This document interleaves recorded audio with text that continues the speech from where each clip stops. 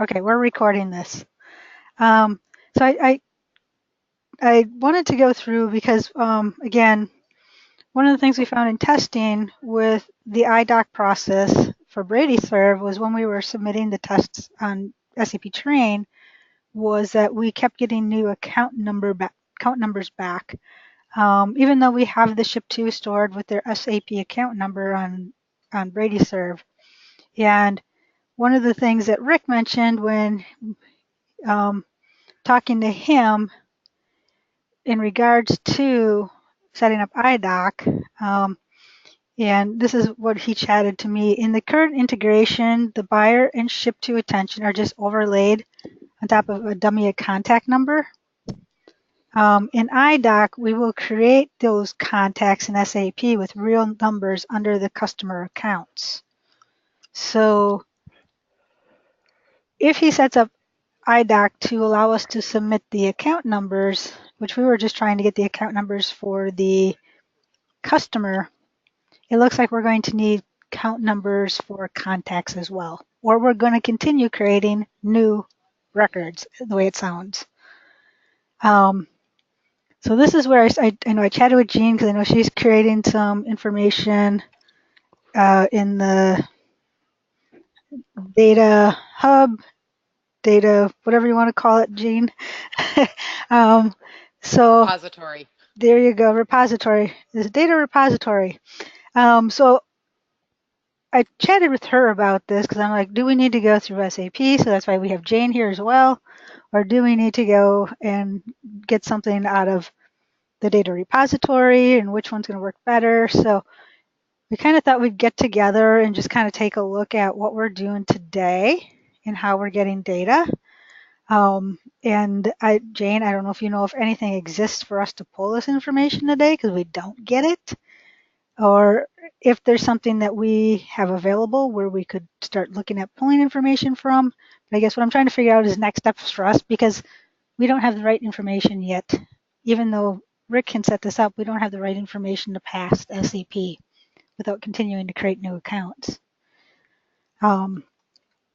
So quick overview of BradyServe is when I'm going to log in as somebody else just because I did a little research and found some examples. So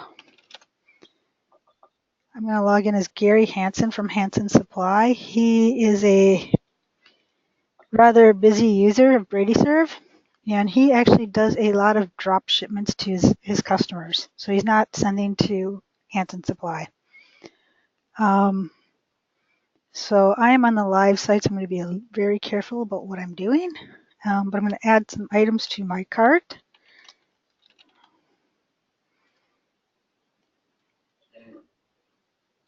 And I'll go ahead and just check out. So Gary will come in here. He'll see his information for the billing information, so the ship to on SAP side. So, and then he has the option of sending to himself. If he's sending to himself, we don't let him change his first name, last name. But this first name, last name here and here did not come from SAP. So something we may need to try and figure out. Where did it come from? We put it in. So you keep it on the website? Yep. There's no customer number here, nothing. So we'd have no data on any contacts from SAP. So how did that name get here? That's just the registered user's name. It's kind of a mix. Some of them will have names, some of them won't. It depends if we've probably gone in the back end and put something in because I play with Gary's account a lot. And when customer service sets up a new user, we do not ask them to put in a contact name. We just ask them for the billing information, the company, the distributor, the address, and just the mailing information. We don't ask for anything for contacts. So the majority of them probably don't have a first name, last name, unless we put it in. So we get on the ship tos, we don't get any information that we're putting back in here from SAP. We're populating all the shipping information. So if Gary has, just going to go under his addresses here.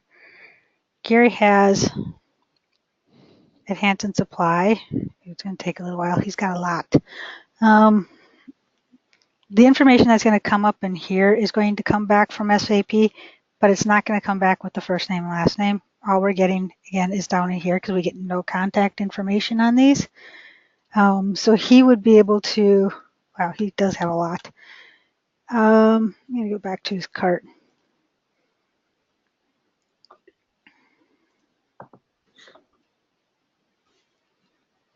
And just see if I can find something.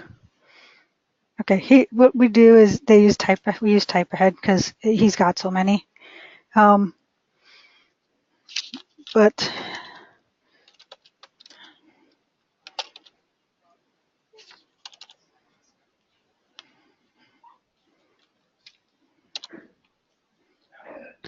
so like here we've got Corbin's Electric, which is one of his accounts. In the back end, if we pick one of those, oh, what happened?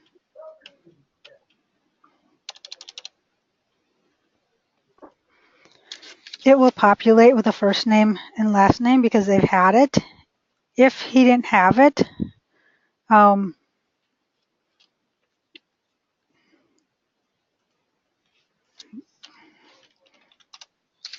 they can typically just enter any name they want. We don't give them an option. We don't know if there are any contacts tied to this SAP ship to in SAP. We don't know. We don't have any of that information. So from what I'm understanding is he can put in whoever he wants in here and ship to them. If we do that, it sounds like, from what I'm understanding from Rick, it'll create a new ship to because it needs this information.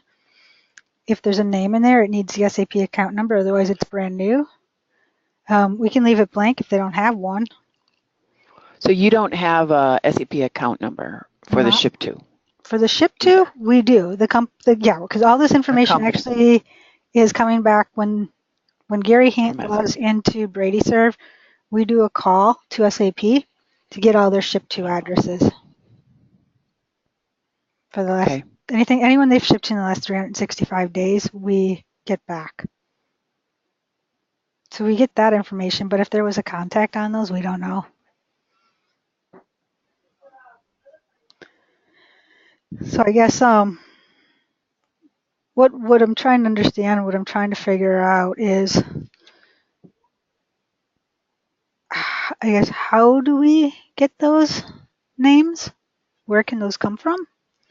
Obviously, it's probably SAP, but how do we get those? And then I think Mitchell and Jamie, I have you on here because we're going to have to figure out how to possibly store the contacts as well with a contact number for both the ship tos, and we probably should get those for the billing addresses too. Yep.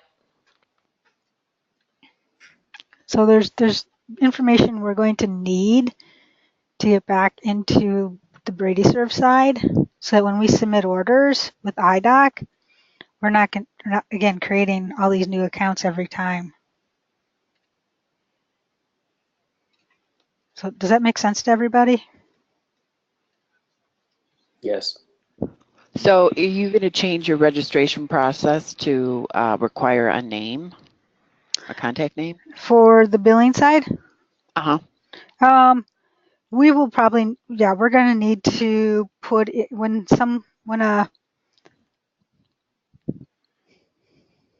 that's a good question because they only set up an account once. Let me log out and log back in as myself once, and I can take you through the process of what happens on our end.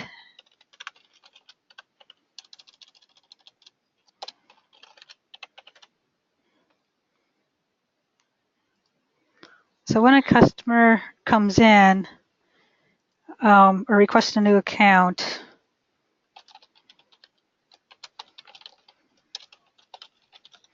they'll look for that user, they'll do a search and see if that user exists. This user does not exist, so they're going to need to create a new user. They will put in the contact's first name, last name. We don't always have a job title, which, oops, there's the password. It's okay, we have their email address because that's a requirement. And we don't always have their phone fax, but at least we have their first name and last name because it's required on that form for them to be able to trust it. They will, customer service will then go in and look up in their SAP account number, and if it exists, they will assign it. We already have that information. So we have the billing information, the shipping address, but if it doesn't exist, hopefully this probably is not a real account, they will be asked to just enter the company name and information. So we don't have a list of all the contacts for this company. But I'm assuming, and maybe I'm wrong, and I very well could be wrong. Potentially the person who we're setting up may not have an account in SAP either. So somehow we're going to have to figure out potentially how to do that. A distributor has to have an account. A user on BradyServe? A contact might not be added. Yeah, okay, yeah. If you're a distributor, you have an account. You have an account, but the contact may not.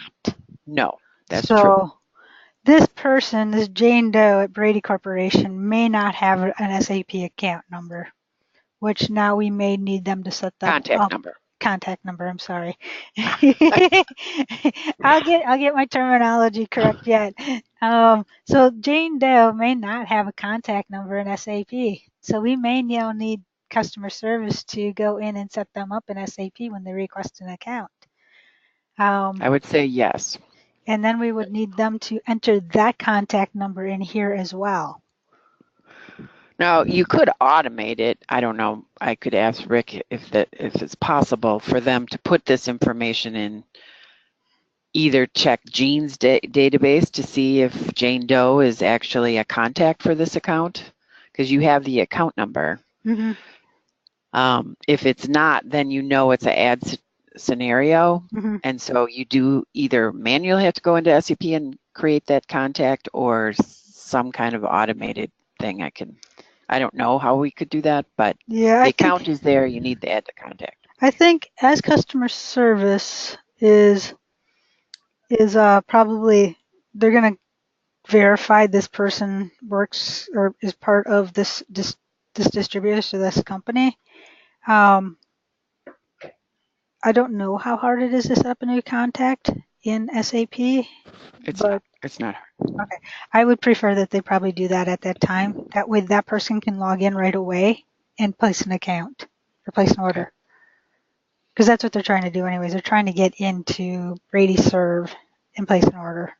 Otherwise it could, I don't know what the time frame would be for, someone would have to run a process somewhere at some point in time. We just might as well have them put in, as long as they're already putting in the SAP account number, we just might as well have them create a new contact and provide the contact number. So the link ends up being the email address. The contact, I'm going to put this is air quotes, you can't see them. The contact number, when SAP goes to say, okay, I have Jane Doe, which contact is it in SAP? I'm using the email address to decide who is that contact. So, which one is Jane Doe? It's not using the name to find them. Yep. It's using the email address. So there can't be like 2 Jane Doe emails. Okay, in SAP. In SAP under that account. Okay. So yeah, they would probably be looking up Jane Doe's email address in SAP. I'm not quite positive how they go validate any of this. Usually I think they just validate that the distributor is one, but I'm going to go back to them now probably and start asking these questions. So they'll validate if Jane Doe works for Brady Corp and enter in, if she doesn't exist as a contact in SAP, they'll need to create that contact in SAP, and I'll have them enter, we'll have another spot in here for them to enter the SAP contact number. when they create any user on BradyServe. So I guess from that end, that's one way to get at least our user set up. We're going to have to go back and somehow get everybody who already is a user. If we might need to run a validation against maybe Gene's system to see, are these people users in there for this company? And if so, bring back the contact numbers. And if not, then somehow we're going to need to go back and set these contacts up. Or if it's just a brand new contact created when it is submitted with the next order. Tammy, on the right, well, bottom right of the screen now, it says add multiple SAP accounts. What does that mean? So the contact can't belong to more than one account. But they may work for Hanson Supply. Hanson Supply may have multiple offices, which Okay. would have multiple SAP account numbers. So New York might have one, Dallas will have a different SAP account number. So there's the parent and then there's all the children. So the children they will tie them to their children and sometimes the parent. So each one would need a contact created called Jane Doe On each SAP account. Oh. Typically, the majority of the time, they're only tied to one. Yeah, but if it's not every time, then it doesn't matter. Yeah, it's very. I think I don't know. What the percentage is off the top of my head, but the majority of our contacts are only tied to one SAP account number. There's only a couple where they will request to see multiple regions because it might be a manager over like 3 different locations. So in that case, that manager would need to be set up an SAP with each region as a contact. When if I'm a person, Jane Doe, who is connected to more than one account, what account, how are you selecting the sold to or billed to account number to use So when you're submitting the order? when they log in, I only have one tied to myself. When they log in, they will be presented with a screen, and I don't have more than one on me, but they will be presented with this with a list of all their bill tos that they're tied to, and they can select it here. So if I was tied to also Camden, let's say, I would select, okay, no, I want to go with Good Hope. So I'm now going to look at everything and everything will flow through for Good Hope. And then they can also select which ship to they want to right away from here. If they cancel this, skip this page, when they get to the checkout, if you are tied to more than one on here, I'm only tied to one, so I don't have any options on the left-hand side. If there's more than one, they will have a drop down here as well to select which location is this to be billed to, and then where do you want to ship it. So that will tell me which SAP account number in the back end to use.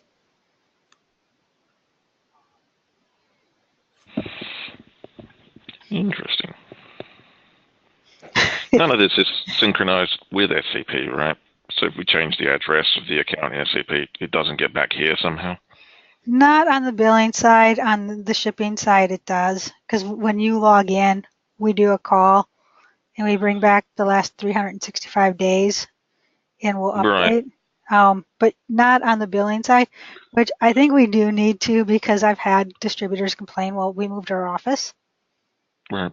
I can't, why is it wrong? And they don't realize, it's not connected, so they just automatically think their billing is going to go to the wrong place. Yeah. I think when you were looking at that customer earlier on, and you put in a fake order or whatever it was, I noticed the ship to addresses were mixed case, which means they're either being altered or they're not coming from SAP. Oops. I'm wondering if they're stored locally. Well, they are also stored locally on here after they come back. So sometimes it makes a call to SAP, sometimes it's using its own material. depending on how you got there. Yeah, and it's going to depend upon, and trust me, this will be cleaned up in a fairly short time because Mitchell's working on a project. When we first launched BradyServe, if you went through the checkout process and you did your own ship to, you created a new one. Mm-hmm. Insight out of the box, the back end of this platform, of this website, would automatically just put that in your ship tos. So we'd have the one they created, and then we would have the one that we got back from SAP. So you could probably still be seeing some of those coming in from back then. Oops, this isn't going to help me. So if you're seeing a mixed case, that could be it, which means at that point we're going to submit it with a new ship to. About a little over a year ago, we switched it where if they created their own brand new ship to, it'll go into Insight, the back end, when they place the order. It will never come back for them to see again. It won't be available until we do the next call to SAP. So, unfortunately, Gary does do a lot of his own. He does a lot of drop shipping. So here's two where sometimes they put in. Here we got two different people in here as well. So he's got multiple contacts at this ship to location. So the first name and the last name, again, that's not coming back from SAP. That's just stored on our end. So you will see mixed case in here. And when you say mixed case, do you mean Maine is mixed case? Yeah, for another case. Okay, on our end, we're making a switch. We get it back from you, and we change it. So only the first letters are capitalized. There's some code written to bring back what we get from SAP and mix the case. So that doesn't stay all cap. So okay. So if we placed an order with this ship to, you would be sending an account number. You know what the account number is, but you don't know if the contact exists. Yeah, we don't have a clue because we don't store anything on contacts from SAP. So if we sent this out today and submitted this today, and it's going to Jennifer, we'll submit this today with RFC. This isn't, according to Robin, and I worked with Robin on this, the first name, last name is put on the order and not on the account. So we were able to allow them to start creating and editing first name, last name if they didn't have one on here. And now, as I understand, we're going to have the first name, last name as part of the account, as the contact with iDoc. So we're going to need to store that information. Right, because in the old way, they would just put in the ship to as this dummy number and then just putting in the first and last name and everything else in there. Correct. Gotcha. Okay. So this will be not as quick as our team thought it was going to be. So what I guess I'm trying to learn from the SAP side here is, are there processes built today to get a feed of the contacts tied to a company and a SAP account? Or is this something that would be new to build? And does it make sense to do that call from SAP? Or Jean, do you have this in your area since it's contact information? I'm also trying to figure out which direction do I go, to which side of the team, which team. So I'm wondering if you guys have any suggestions or advice. Jane, you want to start? Or I can say what I know. I don't know if there's anything that feeds it. I'd have to find out. But the registered user is always the first and last name and email address on the billing side, correct? The registered user will always, yes, always, well, not in here. Gary Hansen. It may not be. I'm trying to. I'd have to go in and really double check in our back end. I believe there are probably some accounts that don't have a name in there. Let me try to find one that I don't play with. Gary kind of knows we use him every once in a while.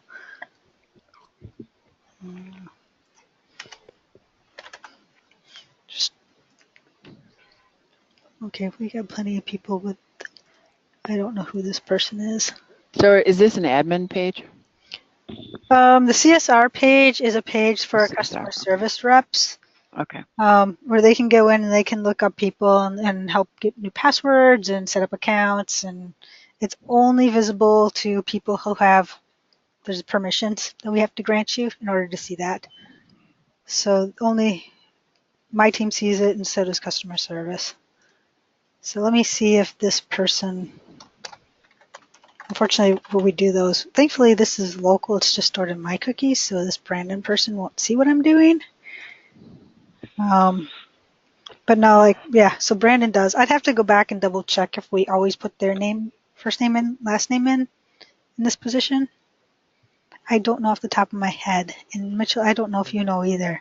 Yeah, I believe it's just taking whatever is in the first name, last name of the billing information by default. Okay, and we don't populate that all the time. Because obviously when we saw setting up an account, we don't populate that. Oh, you know what, Mitchell? I bet you there's some that'll have it and some won't. Because remember at one point we had to fix it because it kept changing? That's right. So there, I believe it was pulling it off of the logged in user then. it was, and then the next person would log in and they would see. So if Mitchell and I worked at the same company, Mitchell logged in the last time and did something. When I log in, I would see Mitchell's name here. So we ended up locking it down. So right now, even if somebody else worked at this company, when they logged in, they would only see they would see Brandon's name, not theirs. So we may have to go back now. Now this is making a little more sense as to why it would potentially switch. Because we would probably want their name there with their contact number out of SAP to submit it, the order. So right now, to answer your question, Paul, it may not be the person that's logged in. It could be somebody else. Okay. So that would be an area where we would probably need to look at. In SAP, there's 3 kind of people involved. Okay. There's the purchase that is the person who is buying the product. That would be the sold to account. And I am a contact at that sold to account. Yep. Usually physically, but that's a little looser now. Now it's just work for. The billing information is actually where the bill is sent, and the shipping information is actually where the product is shipped. So between the sold to and the bill to thing, the websites are getting a little muddy between the two of them. But the registered user is the sold to. That is the person who purchased the product. Yep. But when you disconnect the purchaser from the sold to and make it part of the billing account, then it gets a little tricky. Okay. Do you understand? I know it's SAP had really clear divisions of what all these were. Yeah, and the sold to and the bill to are getting less defined at the way we're using it, but you still couldn't have the registered user be different every time you do a billing. Okay. So what we need to probably do then is get from SAP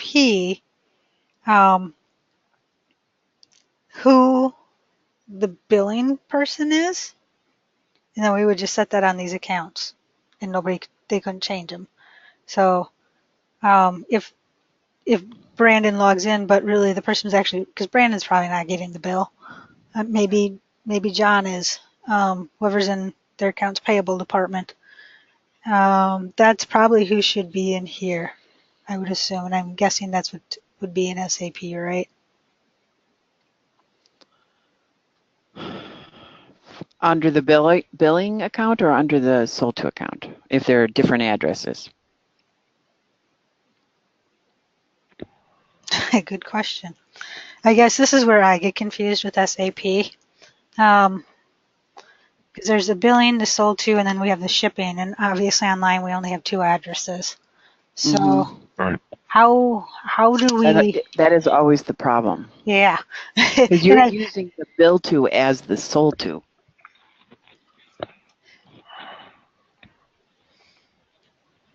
And if I'm a registered user and am always attached to that bill to, then we're fine. Mm-hmm.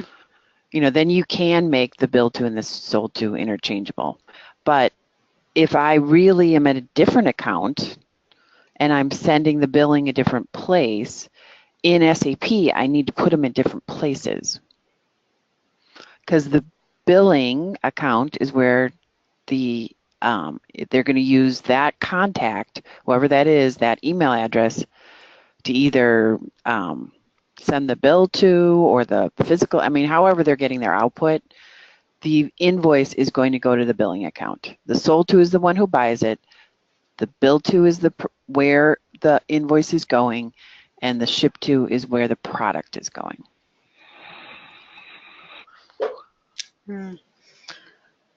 Okay. Would there be circumstances when the bill to and the sold to are not the same thing? Yep. Yes, that happens. The bill to, you mean bill to and sold to in SAP? Here. Yeah, it's true. Here. Oh, here, yeah. There very well could be. Like I was using Gary before. Gary drop ships to his end user, so his shipping address. No, not shipping. Bill to and sold to, not the ship to. Okay. Not interested in the ship to. So That's all. Different. I work for Smith Company, but I want the invoice to go to Paul. So even though I'm registered, my account number is 123. Paul is at a different company with a different email address, and should be a different account number in SAP. Right. And that's where the invoice is going to him.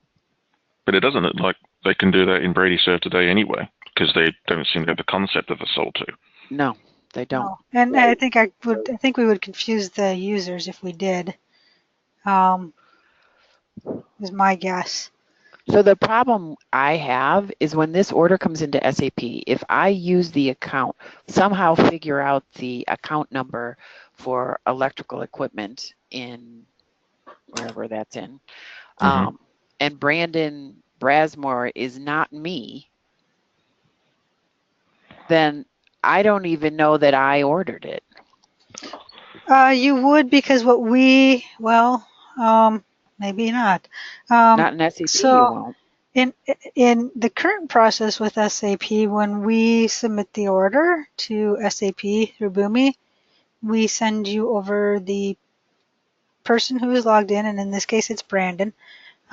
We send you his email address, and that's where the order confirmation goes to. Okay. So I don't know. I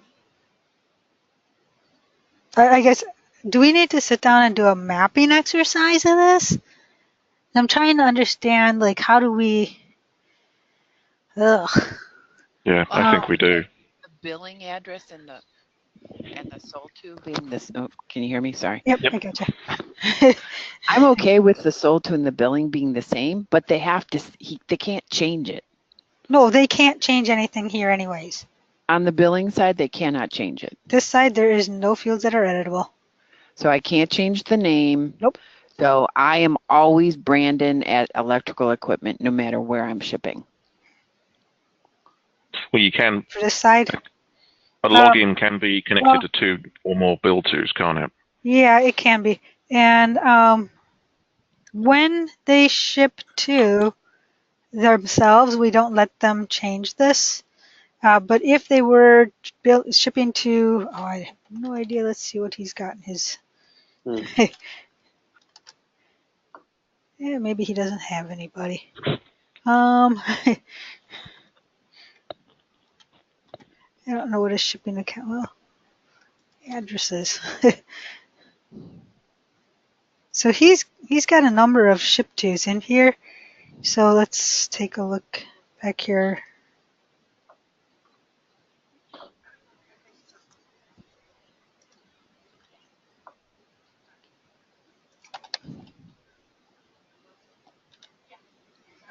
So if they pick Verizon, they can change the billing. They can put whatever they want in here. If they're shipping to what we're calling over here the bill to, the billing information, we don't let them change it. But if they're shipping to anybody else, we'll let them change the first name and last name. But if we're going to have contact numbers, that's going to have to change. Otherwise, we're going to continue to create new ones. So somehow we'll have to be able to allow them, okay, you pick this address, who's your contacts? Because we saw back when I was looking at his account, there were 2 Verizons in there, so one of them obviously didn't have a name. But if he puts one, go ahead. I'm fine with the billing being really the sold to, and I'm fine with that. Okay. And even if I'm Brandon and I work for 3 companies, as long as I am a contact created under those 3 companies, problem I have a little bit is with the email address, but let me talk to Rick about and see if we can carry that you can pass me the contact number as well as the account number into SAP, and then that way I don't need the email to be the link. Okay. Because I know Christian just had us set up, or has us setting up, which we're working on right now, some different change in iDoc where we needed to submit the email address in some field.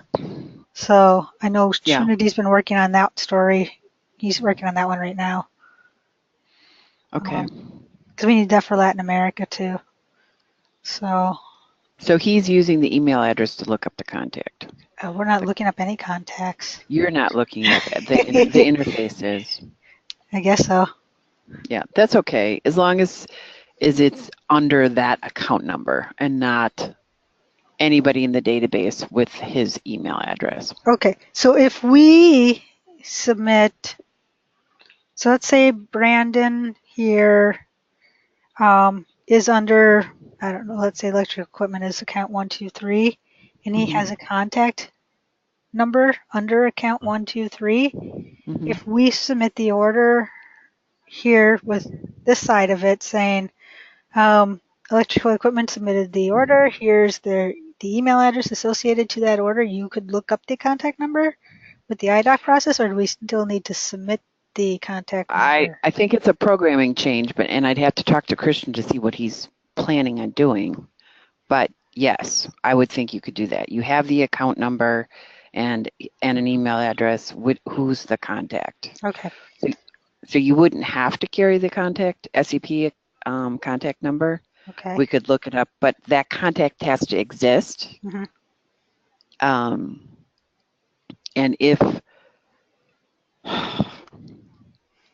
Paul, do you remember how we handle changes to contacts in SAP and putting them back to the, well, you know what? They know that there's an email address in the web ID. Problem I have is if you have 3 contacts on 3 different accounts with the same web ID, I don't know how that works or if that is even allowed. Right. I think I prefer to store the contact number, the SAP contact number here. Okay. And for every account this user is linked to, you'll have the account number, sure, 123, 123, whatever it is. But also, each one of those accounts should have a contact number. Okay. Same guy in 3 different places. Yep. Does that contact then have just one account number? Or I'm sorry, does that contact, so Brandon, have one contact number in SAP if, let's say, he's tied to 3 SAP accounts? Three. 3 different numbers? 3 different. So Brandon's on 3 different companies that have 3 different contact numbers. That's a problem. Yuck. Yeah, it's not pretty. But as you say, this is an exception, right? And the other issue I have with that, Paul, is there's no warning. You don't know that this contact is a registered user. You know, where the web ID gives you a warning when you're doing a merge or a delete, it'll say this is a registered user. Now I don't know that it's sitting out on the web. Right. Yeah, that's going to be unpleasant. It's going to be interesting. I mean, it's one of the first instances I've seen where the contact can actually belong to multiple accounts. Yeah, unless there's a way, I guess. But logically, SAP doesn't really handle that very well. Yeah, because I'm trying to think, like, if thinking of the parent-child setup in SAP, does every child inherit from the parent what their discount is? Gene, that's definitely a pressing question. It's usually linked to the payer. So that would be. So if which we don't even have here. Well, you could have it. If we're doing an automatic create, you won't. But the ship to doesn't have it. It starts at the payer. If there's nothing at the payer, no distributor levels, then it'll look to the sold to for the distributor levels. So you should be fine. You're not creating those accounts. No. You're only creating accounts. But what I'm trying to figure out is if there's really a reason for us to tie them to one of the children, or if we just tell customer service always tie them to the parent SAP account number. Because most of them, that's where in SAP we're finding out that obviously if you're going into order history, it's tied to the parent. So we're having them pull back that SAP account number anyways. Just pull that information. So I'm wondering, because then you don't need to tie them to 3 separate locations. Although is there a reason there must be a reason they want to be tied to 3 different? Because they want to see the right address and the billing information when they're checking out. Oh, and the billing. And some of them really would like to see their order history by location. So, I mean, that's somewhere in my backlog of things. So, like, how do we get us to show when they're in order history if this guy was tied to multiple, if there's multiple locations, if he would have, a place in St. Louis, a place in Milwaukee, a place in Chicago, but I work out of St. Louis. I don't want to see Milwaukee and Chicago. Right now, we're showing them everything. But I want to purchase for Chicago and Milwaukee. He could just want to purchase for St. Louis. Yeah. So you tie him just to the St. Louis account? Typically, that's what customer service is doing, but then if in SAP, if all the orders are rolled up to their parent, we're pulling them all in. So he would be tied to multiple accounts. He would be tied to his local and then the parent. And how are those accounts linked? The SAP account numbers? Yeah. How do you, is the parent, when you say parent, are you saying payer? Yeah. I guess that's how you refer to it.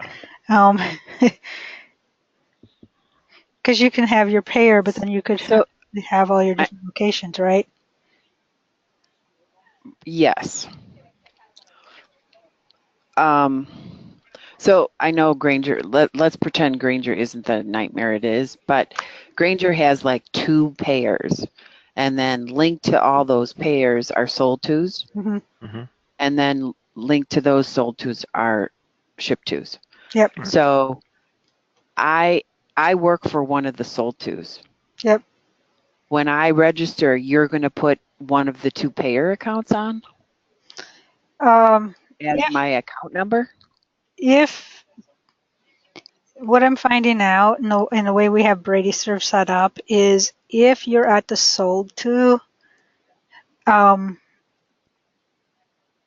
sometimes the way we're pulling data, and it could just be the way we're pulling data from SAP with the call we're using, that we get back nothing because actually it's tied to the parent, one of the parents' accounts, so one of the payers.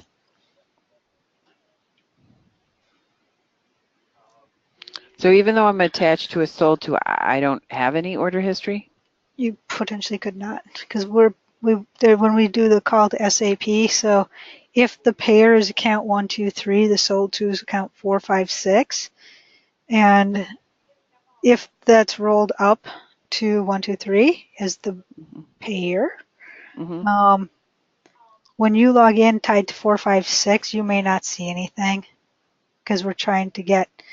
And I honestly, this is where I get lost with SAP and how this all works, and if we're even pulling the information correctly.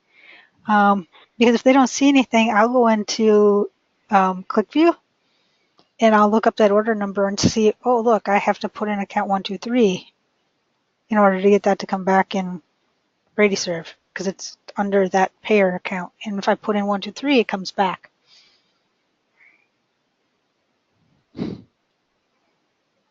Okay. I mean, I know why it's doing it. I don't know. Somehow we got the bill to and the sold to definitions kind of loosely defined. Not in SAP, the way you're using it. So your billing address, you really want the payer address. Not really where I work. I work in St. Louis, but my headquarters is in Chicago. You're going to link me to the Chicago account. Yeah, I mean, that's who's going to pay the bill. But how do I ever show them? Because they're not the shipping either, so. Right. I'm on the St. Louis account, Okay. which in SAP normally, if I physically sit in St. Louis, Yep. that's my sold to, that's who I am. Behind the scenes, SAP knows that my payer's in Chicago. Mm-hmm. And whatever ship to I pick. But and typically the payer and the bill to are this one and the same, but they don't have to be. But typically they are. Mm-hmm. So my billing is going to go to Chicago, but the way you're using it, it looks like I work in Chicago. That order goes to is to Chicago. The sold to account, as well as the payer and the bill to, is all Chicago, and nowhere in the mix is St. Louis ever shown. Right? Yeah, in this case, you're correct. Unless he was tied to both accounts and he would have a drop down and he could select which one. Right. But then the bill is going to go to the St. Louis account if you pick St. Louis. Probably not. That depends how it's all set up in SAP. From that point on, I don't know. I don't know what happens with SAP. Right. You're right. You're calling it billing information, mm-hmm. but it's going in as the sold to, and that sold to account is set up to go, most likely, set up to go to Chicago for both the payer and the bill to. Mm-hmm. Yeah. Okay. Not confusing. And I just pulled up, like, here's Canada's current site, which is what the site used to look like. We called what we're calling billing information, we just called account information over here. So again, you never saw 3. So as far as I know, as far back as BradyServe goes, this is kind of how it was set up. Mm-hmm. So I wonder if we just have to change. I have no idea. I mean, I think any any B2C website, which we almost have to follow that suit. If you think of Amazon, there isn't a payer, sold to, and shipped to. No, totally agree. Totally agree. So I don't know, how on our end do we, wow. I think we've had this conversation back when we were building this too. It seems like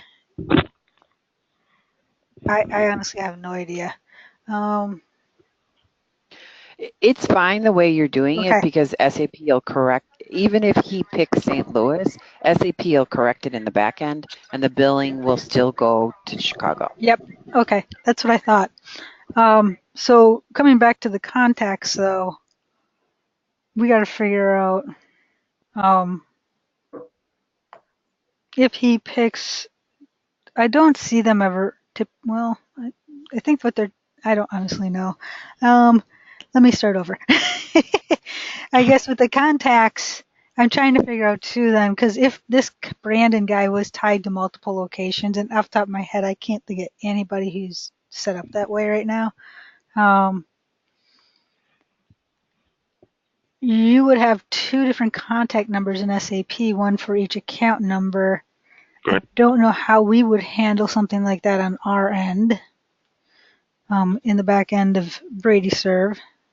So, and how would customer service set it up? Because they probably won't be they'll be setting up one BradyServe user, Brandon, with one contact number. If at some point in the future they need to add a second location, they're just going to go in, look up that user, and just add another SAP account number. They're not going to add another contact number. Because I'm trying to also figure out how not to make this extremely complicated for customer service or myself, or anyone else on the team.